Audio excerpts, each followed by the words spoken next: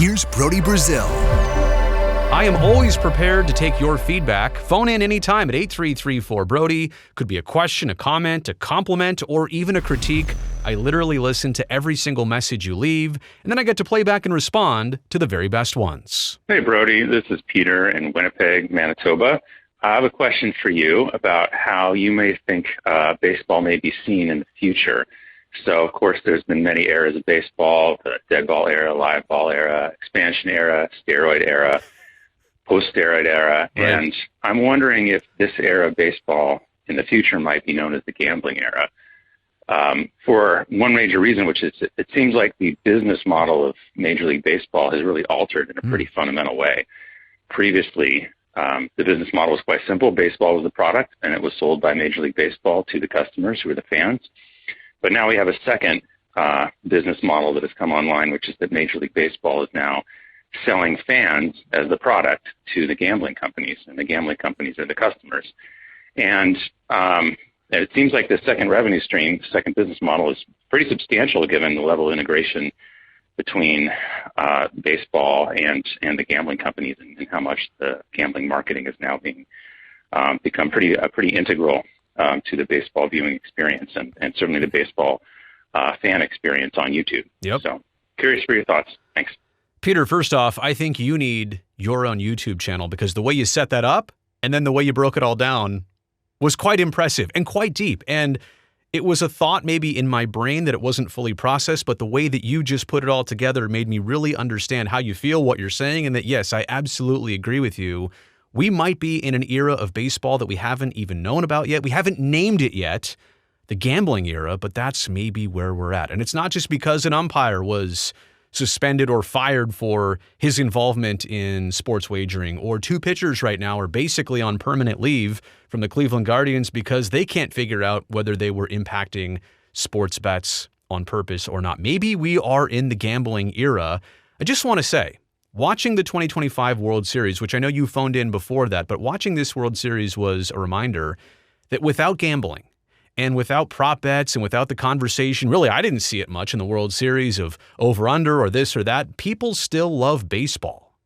Baseball was interesting in the World Series. That matchup, the back and forth, the random things that happened, the conversations that came from that World Series between Los Angeles and Toronto. People still are interested and fascinated by baseball, and they still want to love it. But I feel like these days, MLB's business and their doings off the field, and whether it's the gambling stuff, or whether it's the salary cap, yes or no, or whether it's the rule changes, baseball's business dealings are almost more interesting than its actual games. Like, I'm sitting here thinking more often than not, is Paul Skeens going to be on the Dodgers or Yankees or Padres or Mets or Cubs versus how did the Pirates do today? And that's not fair. Like, that's not a good thing. I sometimes can't even watch Skeens pitch without thinking, where will he be in a couple years? And that's the sad part about baseball. The Pittsburgh Pirates can never get to where they should be because they won't even be able to keep Paul Skeens. They got him. They should be fortunate to have him. He should be a Pirate for well past these initial years, but I don't think that's going to happen. And all of that is not a good thing. I should care more about the actual product on the field, and a lot of times I don't, because I see bigger problems and bigger issues. And gambling is a part of that. But guess what? Gambling right now is way too entrenched in Major League Baseball to turn back. It is a revenue stream. There are partners, there are deals, things that are in line, but things that will never change because baseball has seen the money from this. And baseball also just lost a fair share of money through their television rights deals and regional sports networks across the country. They reworked their deals with teams. That's how a lot of baseball teams make a significant amount of their money. Sure, some of it comes from ticket sales and concessions and merchandise and the national deals and a little bit of revenue sharing. Sure, there is some of that, but having your local TV money has always been a big deal for a lot of teams. Now that got cut back. So how can they make that up? Well, enter in sports wagering, sports gambling, and it's not legal in every state of the United States. It is legal in Canada, and it is legal in a lot of states here south of the border, but it's only going one direction, and it's absolutely not turning back. Baseball, don't expect baseball to someday decide, well, you know what, this actually isn't helping us as much as we thought. We are making money off it, but we're going to put that aside. They will never do that. The thing is, when it comes to gambling and what bothers fans about it, I don't think that fans are bothered by the idea that gambling and gaming and wagering exists, because guess what? That's literally always been going on. Like, do you think people just started betting in the last, 5, 6, 7 years when it became legal in certain states across the U.S., when the Supreme Court reversed that ruling and opened up the door? You think people just decided, oh, I'll start this now? No, they were doing it all along. Maybe more people are doing it in more places because it's literally shoved right in front of their face on the phone or on the advertisement during the game or the commercial break or, the little drop-in read like, hey, this pitch is presented by ESPN Bet, right? So it's in their face more, but this has been going on for a long time. Fans just don't want two things when it comes to gambling. If you're not somebody who's wagering and not placing bets, here's what you don't want. Number one, you don't ever want the notion that your games were fixed.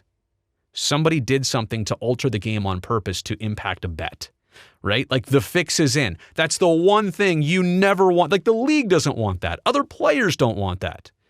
But especially fans don't want that, because the moment they think what they're watching is not genuine, they will think differently about every single game and every situation after that. Like the moment there's one stitch of truth that a game has been rigged, they'll never be able to go back and unsee that.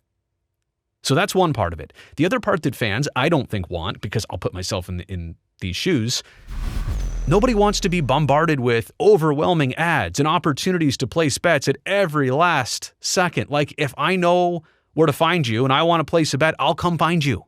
We know where you're at. We know you exist. You don't need to be on every graphic on the screen, every image on the court, every sideline advertisement, every image on the fence, on the wall, the outfield. We don't need to see you everywhere.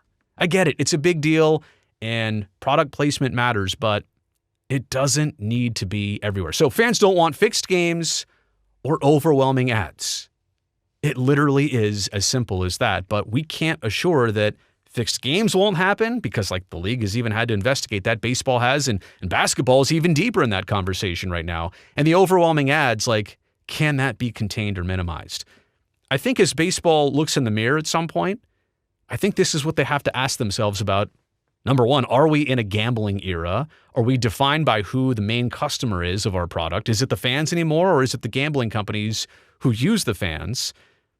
Legal gambling might have made football even more popular. Fantasy football, betting on football, but that's a totally different sport. One game per week, per team, usually on Sundays, usually when people are free and available, and it's only about a 4 or 5 month season. It's not all summer long, all spring, all summer, and even into November like here in 2025. Is legal gambling and gaming, is it going to actually help the popularity of baseball, or is it simply there to make money? Like, I feel like gambling has helped football. So how could anybody be against it entirely?